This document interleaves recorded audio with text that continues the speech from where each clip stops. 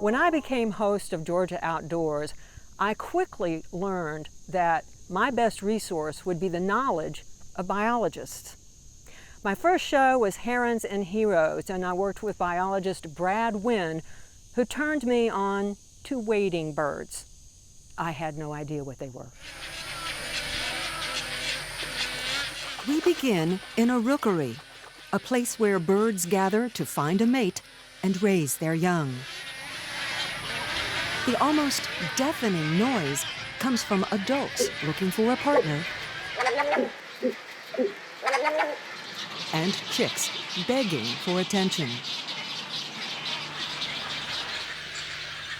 Think of this as an apartment complex of sorts. There's the pregnant lady on branch 3A. The tri-colored heron picks at her nest like a mother-to-be preparing a nursery. She rolls her eggs around to keep membranes from sticking to the shell and distribute the heat. She settles down, but it doesn't feel quite right.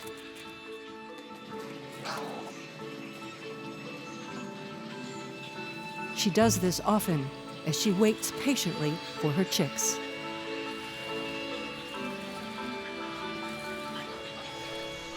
The video of that heron pecking on her eggs is adorable. We could hear her pecking, but the camera was too far away for the microphone to pick up the sound. So we improvised.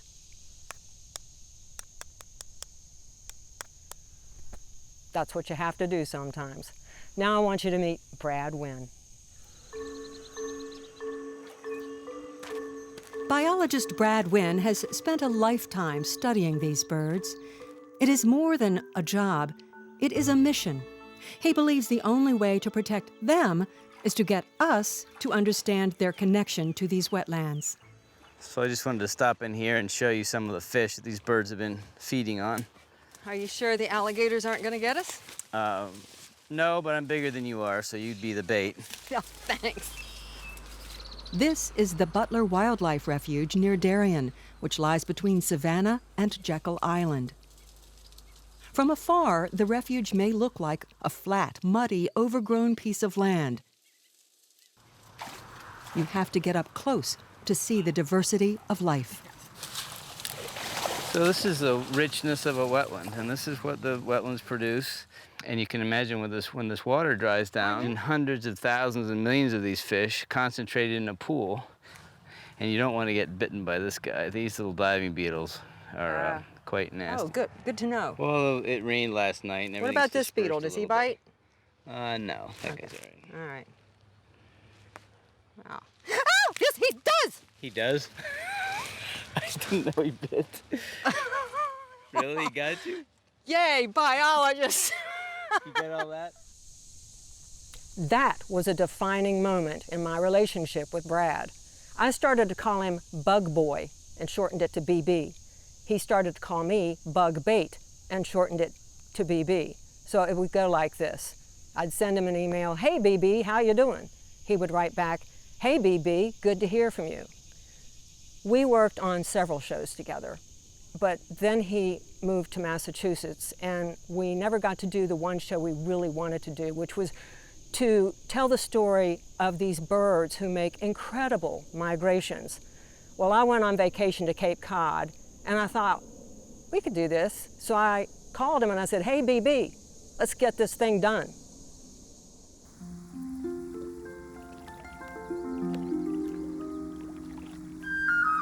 Whimbrels on the Atlantic have been in decline for about the last 20 years. Georgia and Massachusetts are what scientists call staging areas for wimbrels. A staging area is simply a place they hang out to rest and eat.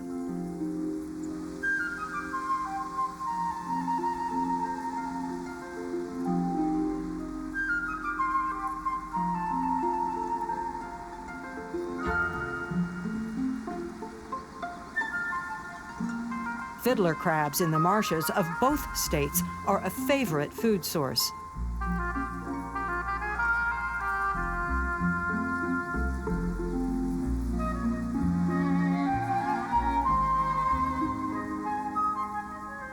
They use that curved bill to snatch and swallow entire crabs.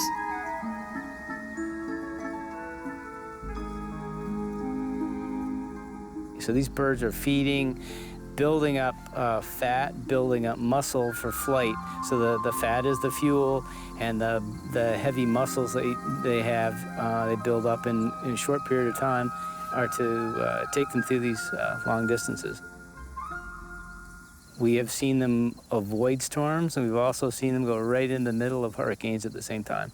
So somehow the ones we've been tracking seem to always know where they are in the ocean. And can you imagine going into the middle of a hurricane and then kind of getting blasted out the backside of the hurricane and knowing where on the planet you really are, enough to keep orienting toward land or a destination you know about. It's really extraordinary. And the fact that we don't know, we have ideas of how they're doing it, but we don't know, especially these juvenile birds.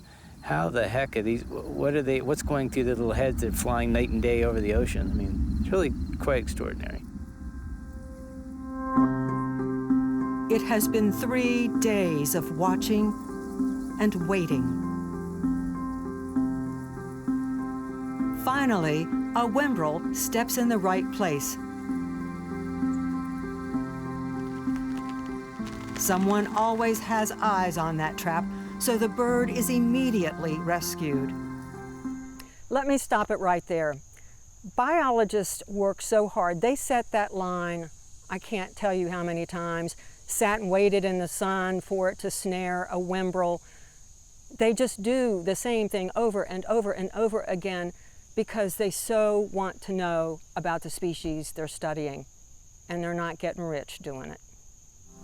Wing measurement? I'd say 226. 226? Yeah. I'm just confirming that this is indeed a juvenile bird, so that's what we want. Alan holds the bird. I take the notes, but Brad has the tedious job of getting a $3,500 solar-charged transmitter securely on the back of this wimbrel. Brad quickly carries the bird in a bag for a true test to see if she's really moving okay. So, Brad, you're just trying to figure out how the bird is moving in there before you let it go? Yeah, exactly. I want to make sure the legs are okay and that it's looking alert, and so when we release it, it will go. All right, 3, 2, 1. She walks out like a runway model. No rush, no stress, just a little tail shake. In a moment, I'll show you where she ends up. It is hard to believe. But it's interesting, the adults migrate first through here. So the adults are here in July and August, and there might be a few around still, but by now in September, all the adults that are kind of the professional wimbrels have already gone. So these younger birds are kind of figuring things out. So we want to be able to figure that out, figure out what they're figuring out at the same time. How they know instinctively to go across the ocean. Yeah. Yeah, that one's a big one, and that's going to be many years before anybody really figures that out. How they can navigate hurricanes, how they can navigate across open ocean for 5 or 6 or 7 days flying nonstop. It's really pretty extraordinary for anything, so. Yeah. My trip was worth it. Yeah, very good. So happy. They named her Saums. It means leader of tribes. Less than 2 weeks after capture, Saums headed out to sea. Look at her path. Flying at about 30 miles per hour, she slid past Bermuda, stayed east of Hurricane Maria, went through the Caribbean, And as I write this story, Sachem is hanging out in Venezuela. She flew non-stop 4 days and around 2,000 miles across the Atlantic Ocean. No adult bird taught her what to do. I've probably had Brad on my show more than anyone. But the next biologist you're going to meet took me on the craziest mountain hike I've ever been on. There is another treasure in the mountains. While we tend to think of wetlands in the lowland, they do exist up here. They are called mountain bogs, but it is doubtful you would ever find one on your own. Every time you come up to a mountain bog, the colors are a little different. They're spectacular. Mincy Moffett, a botanist with the Department of Natural Resources, has promised to guide me to great beauty and vivid flowers. To walk around or you can walk through? I've done both. I'm tired of trying to walk around because I always fall in the mud and get about as wet. But you can watch me and see whether or not you want to do it. This should have been my first warning. I guess I'm just gonna walk right through. Mincy insists it will be gorgeous and we don't have far to go. Mincy, you didn't tell me to bring boots, dude. I told you there was muck. Yeah, but you didn't say I was gonna walk through water and mud all at the same time. Oh, wait a minute now, come on. With tennis shoes soaked and a chill in the air, I follow Mincy to my first mountain bog. Where's the beauty of the bog I keep hearing about? Are you saying this is not beauteous? I'm not feeling the beauty yet. All right, we're dealing with a neophyte. Is there another way to get around? I think this is too deep for them to... We come to a crossroads of sorts. There doesn't appear to be any way through here except to venture into deeper mud. There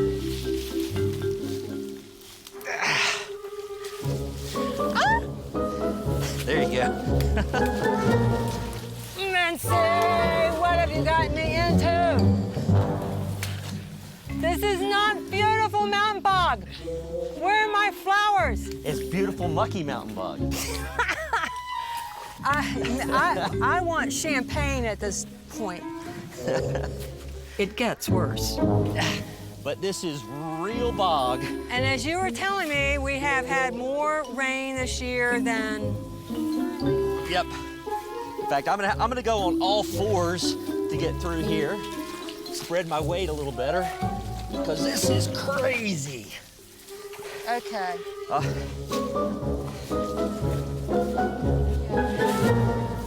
Okay. She's gonna so cheat and not go.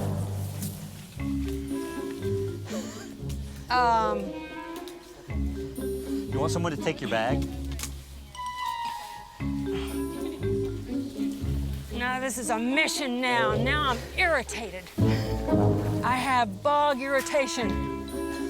As other plant ecologists look on, Mincy and I plunge through the equivalent of wet concrete. I think Mincy had the right idea. I'm just gonna have to crawl. Okay. Well, glad I dressed up. Mincy is quite the character, and I hope to work with him again. I made him a promise that I make to many biologists that may surprise you. I would never tell anyone where that mountain bog is. Why? Because there are plant poachers. Seriously. People who would go up and dig those plants up, try to plant them in their backyard where they would quickly die.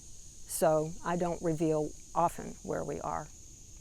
Now I want you to meet Terry Norton, another special guy.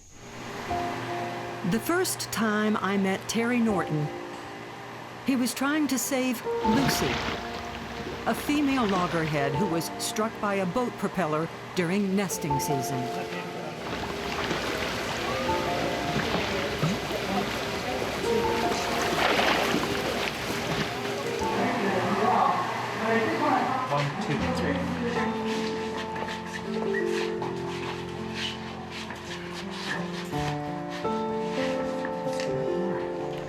Terry is founder and director of the Georgia Sea Turtle Center. I spent several days with him and he was so serious. I rarely saw him smile, but we ended up in laughter.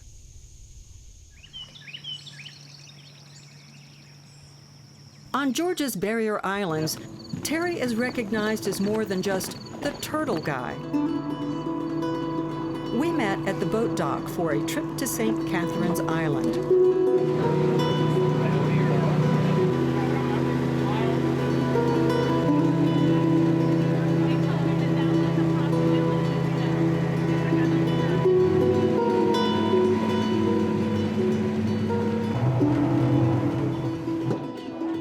It's time to give the ring-tailed lemurs who live on St. Catherine's their annual exams.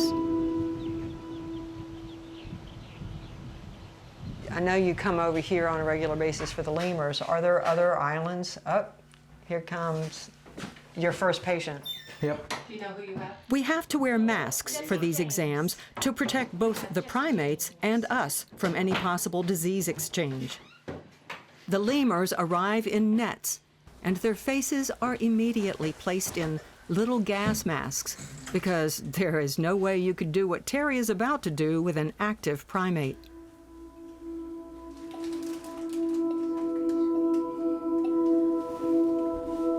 Their eyes are lubricated so they won't dry out.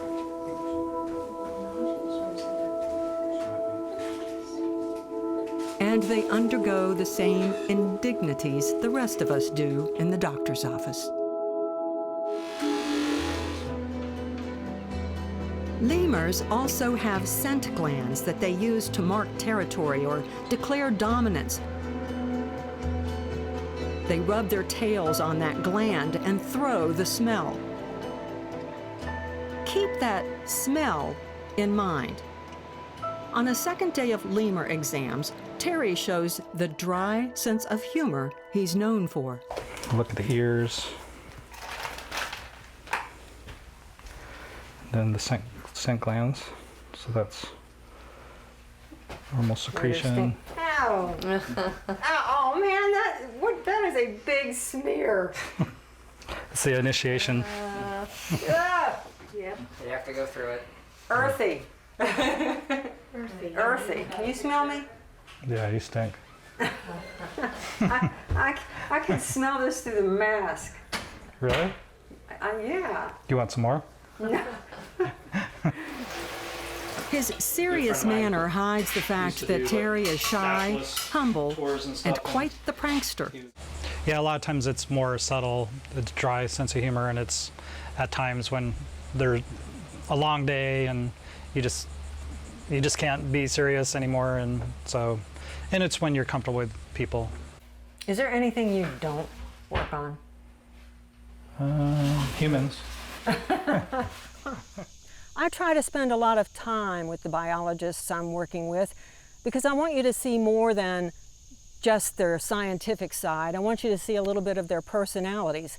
And I also want them to know this is just not a one-question interview and, you know, I really care about what they're doing. Terry is a great guy.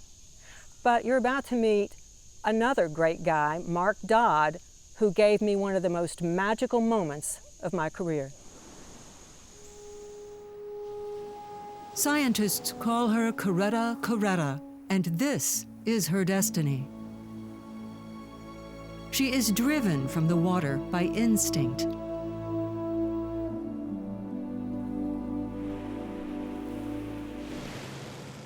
To show you these amazing reptiles, we teamed up with biologist Mark Dodd, who heads the sea turtle program for the Department of Natural Resources. It was decided that Ossabaw Island would give us the best shot to actually capture video of a nesting loggerhead. So why Ossabaw? Well, we came to Ossabaw because it's one of our three main loggerhead nesting beaches. Those include Cumberland, Ossabaw, and Blackbeard. So for one reason, it's a place where we know we're going to have a lot of turtle nesting. It's also a place where there's no development, and turtles have been doing their thing at night, completely undisturbed since the beginning of time. We spend hours riding up and down the beach, hoping to see a nesting loggerhead. So I'm just looking for the hump, right? Yeah, you're looking for something big coming out of the water, and I'm gonna just survey looking forward down the beach. One night, we searched the beach from 8 o'clock at night until 6 o'clock the next morning. No turtles. No crawls. No, nothing so far. Then a week later, we see crawl tracks. Follow them, and there she is. Mark makes a rare exception and allows us to use light to capture this video because of its value as an educational tool. Our girl doesn't seem to mind at all. She uses those back flippers like a hand, digging down as far as she can, pulling out sand, then casting it away. She will create a pit deep enough to hold an average of 100 eggs or more. While she's preoccupied, we are able to belly up beside her. Is this a Georgia turtle? So yeah, it is. It's a Georgia turtle, and you know, Georgia loggerheads have a pretty fantastic natural history, and it starts and ends right here on a Georgia beach. So, you know, we're on Ossabaw Island. It's mid-July, and this is a turtle that probably hatched from an egg either on this island or on a nearby island. She is not extremely large for a loggerhead, but they don't become sexually mature until the age of 30 or 35 years. So we know she's been out in the ocean for a long time. This may well be her first nest.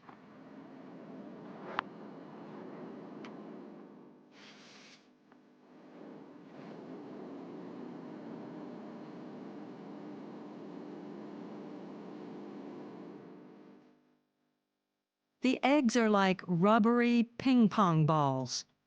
As they begin to pile up, you realize what a miracle of nature this is. Within the next month, she will dig on average 4 more nests and lay about 100 eggs every time. Does she know we're here? She probably knows we're here, but she's so committed to finishing that she's gonna complete the nest regardless of our presence. And so what she's doing now is she's just finishing up trying to camouflage the nest. So obviously she's throwing a lot of sand in our face and using her front flippers and her back flippers to throw sand around to try to camouflage the nest so predators won't be able to find it and dig up the eggs and eat them.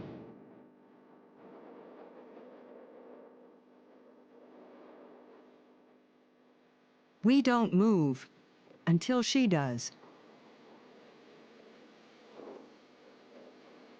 And then we follow her out to sea.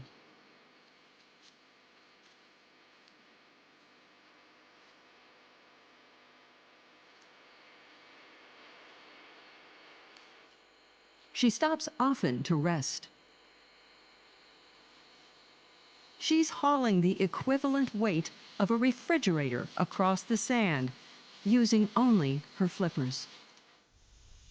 I can't tell you how many trips we made to the coast to get that video.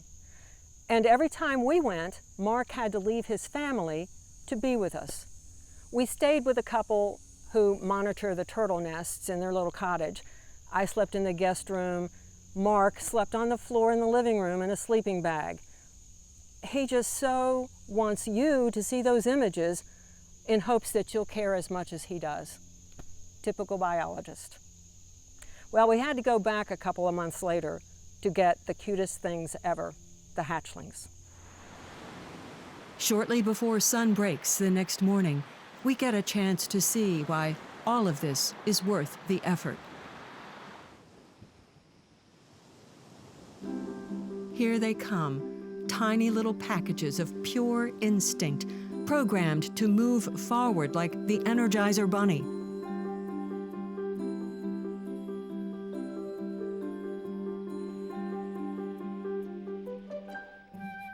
One by one, they make their way toward the ocean. Even the smallest thing can be an obstacle. Yet they keep going as if nothing else matters. And that is true. Nothing else does matter.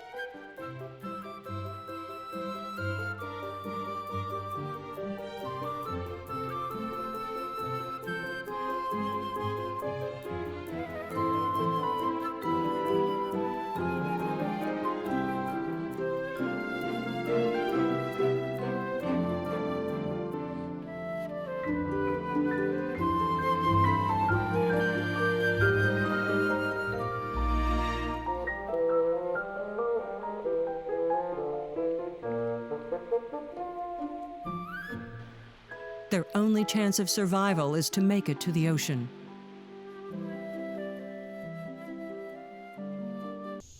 On my belly, next to a loggerhead turtle as she lays her eggs. It doesn't get much better than that. The loggerhead show took a lot of time and research, but Mark had my back the entire way. In fact, every biologist I've worked with has had my back. I'm Sharon Collins. We'll see you next time.